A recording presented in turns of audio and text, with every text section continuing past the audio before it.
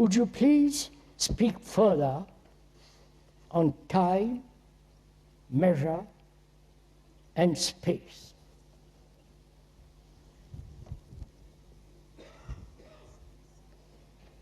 I hope you aren't tired, are you? No, please, don't be polite. It doesn't. If you are tired, just quietly listen. As most of us are tired, our brains have become exhausted, right? By the usual repetition, going to the office, seeking pleasure, resisting conflict. Our brains, please realize they are tired brains.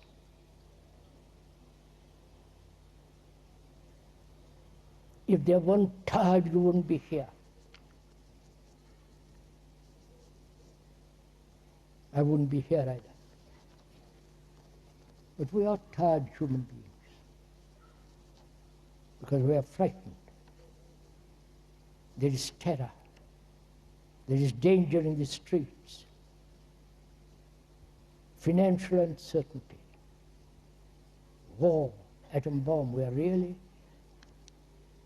extraordinarily exhausted human beings. Through drink, drugs, overindulgence in every form. And we are going to talk about something that requires a great deal of penetration, a great deal of attention. And to go into it very deeply, you have also to relax, to be free, to look, to penetrate, however much one may be tired. Would you please speak further on time, measure, space, and thought? This is important to understand because man has always asked, the serious ones, whether time has a stop.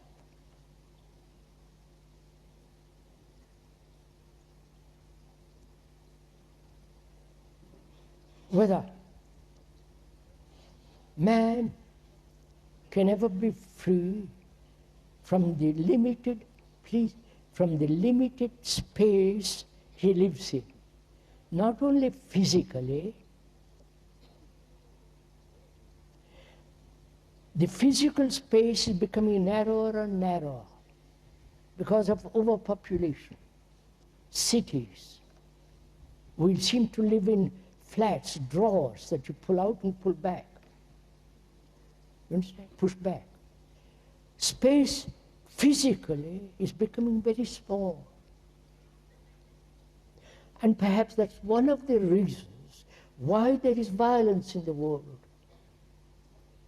Because we have no space. That's why big cities like New York, London, Paris, they breed violence. They're all too much too close together. This is one of the facts which have been investigated. They have put many rats in a small space. And these rats become totally disoriented. They eat their own children, they kill each other, exactly as we are doing, because they have no space,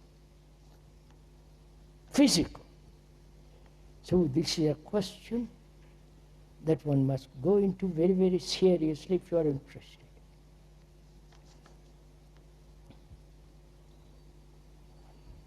Measure. There are three things: time, measure, space. What is time?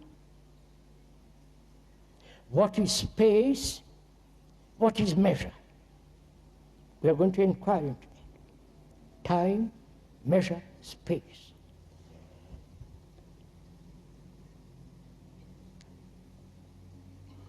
And as we said, some of the writers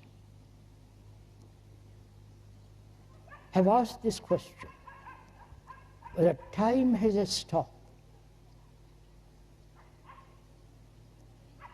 Because psychological time we are talking about, not the chronological time by the watch, or you can't stop the sun from setting, rising. But we are talking about time as a movement of becoming, or being, or climbing, or expanding, right? Time, which is part of evolution. The psychological evolution, the biological evolution has almost come to an end for man. Right? Obviously.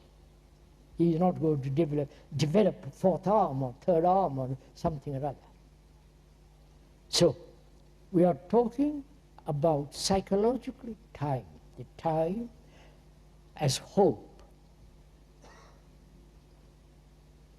as something that has happened yesterday or last year, and that memory of it is time. The repetition of it is time. The endeavor to escape from it is time. You following on? To suppress it, to do something about it. All that involves time. And we are asked, the people ask, not only the writers, the scholars who have written volumes about time and all the rest of it, and also the ancient Hindus have asked this question, whether time has a stop so that a new movement can take place. Not imaginary, not fanciful, not romantic, all that kind of stuff, but actually psychological time coming to an end. Right? That's one question. The other is measure.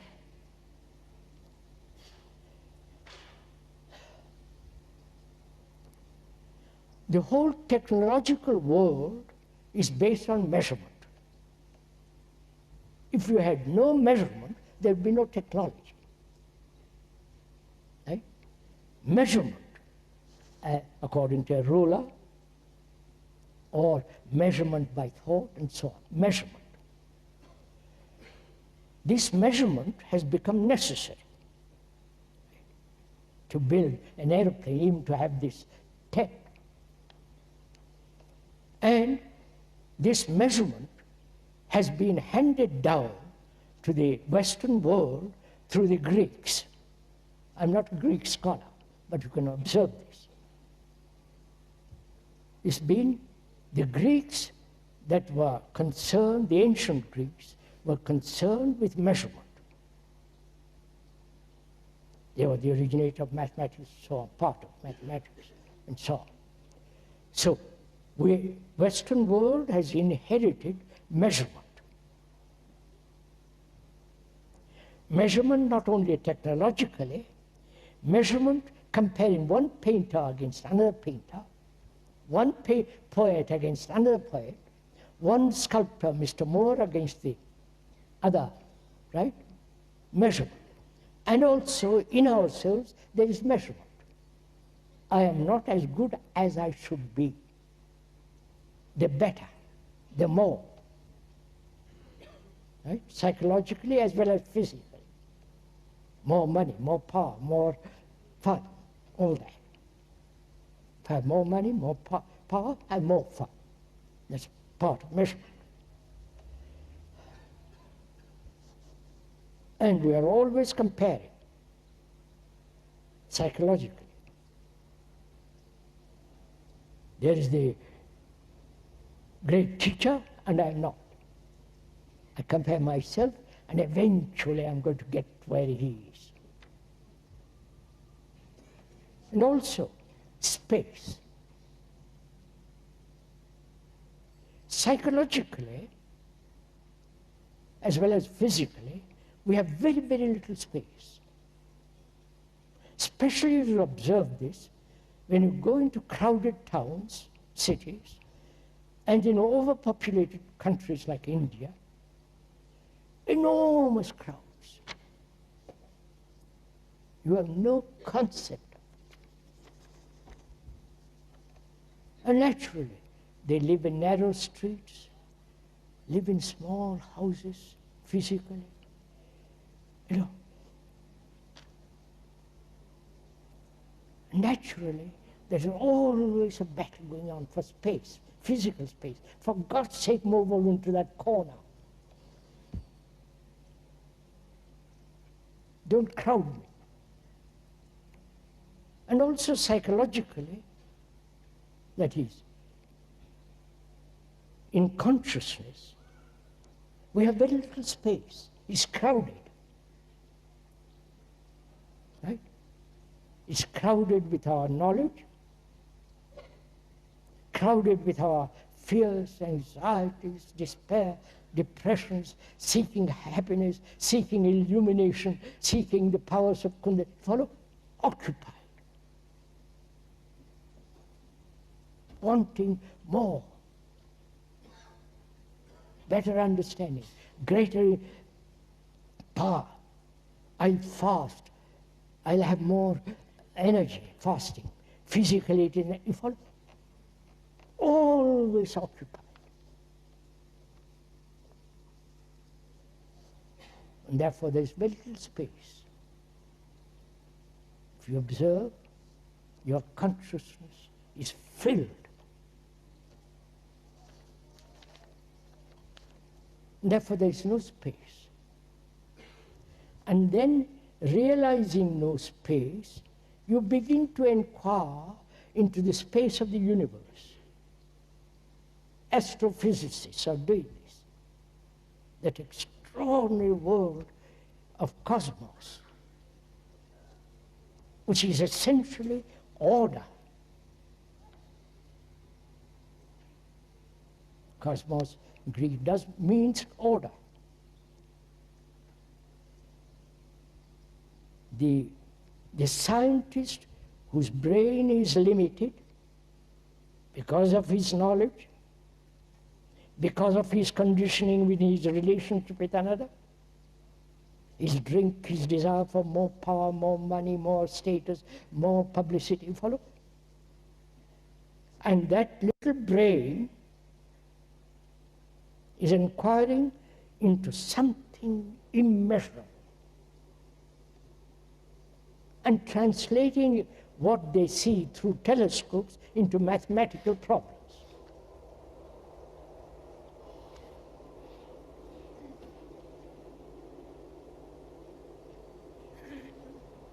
I've answered the last question, sir, sorry. So, if you observe, we have no time, there is no sense of stopping time, psychologically. There is no ending of measurement. Right? We're always measuring, always looking to the future, better government, better economic position, United Nations will eventually, you follow?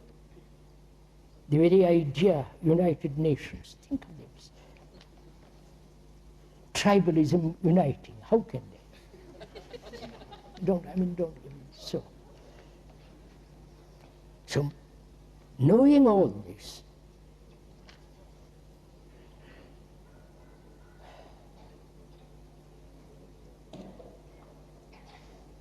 we're asking whether time, measurement have a stop. that is essentially, is there a stop to thinking? You understand? Because time is thought. Time is movement. Today, tomorrow, yesterday, time is movement. And time is also chronological, it's movement. Thought is a movement, right? So, thought is the movement of time. Thought is time. And we are asking, is there a stop to time and to thought? Or is man everlastingly condemned to this movement, which is hell? You understand? Hell, forget that word. It's a Christian word. They have also their own particular word in the Asia. And we're saying also measurement. In a part of meditation, the word meditation also means to measure. In Sanskrit also, ma is to measure. You understand? Meditation is measurement, the word. And the Sanskrit word also means measurement.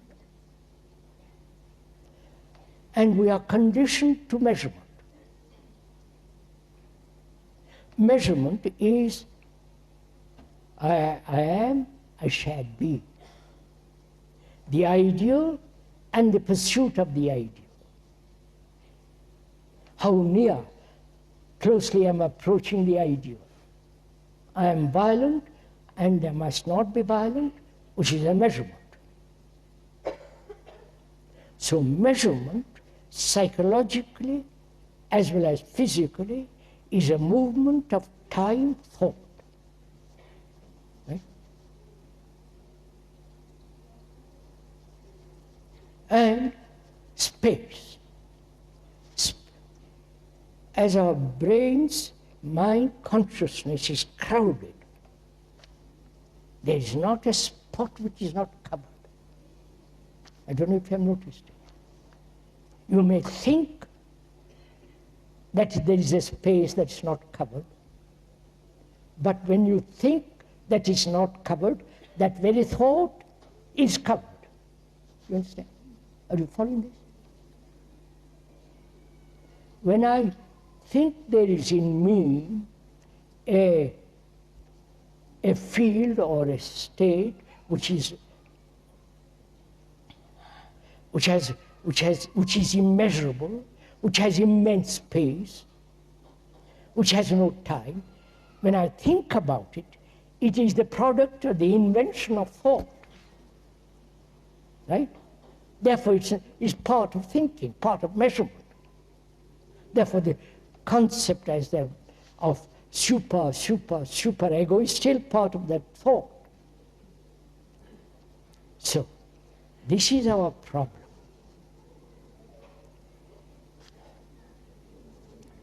Whether time, thought has come to an end, which is measurement, and can they have space, infinite space, not the space invented by thought. Is this possible?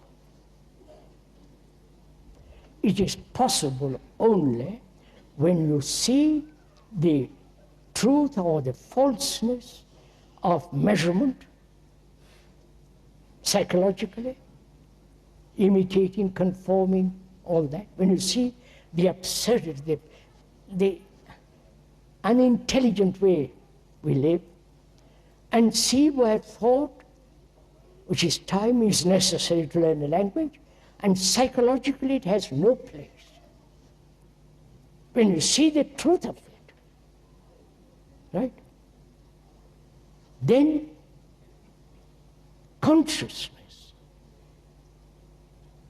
though it's crowded and beginning to dissipate, when you see that, the truth of that, then there is space. It's not that what you do to end time, what you do to measurement, say I must stop measuring, but seeing the truth of it will set the brain free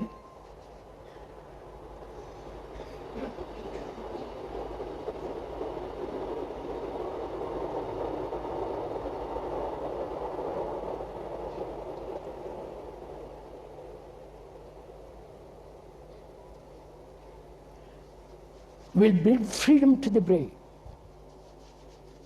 Because then you have space that is literally immeasurable. And it is only then that the apprehension or the perception, which is not personal, of that which is everlasting from everlasting,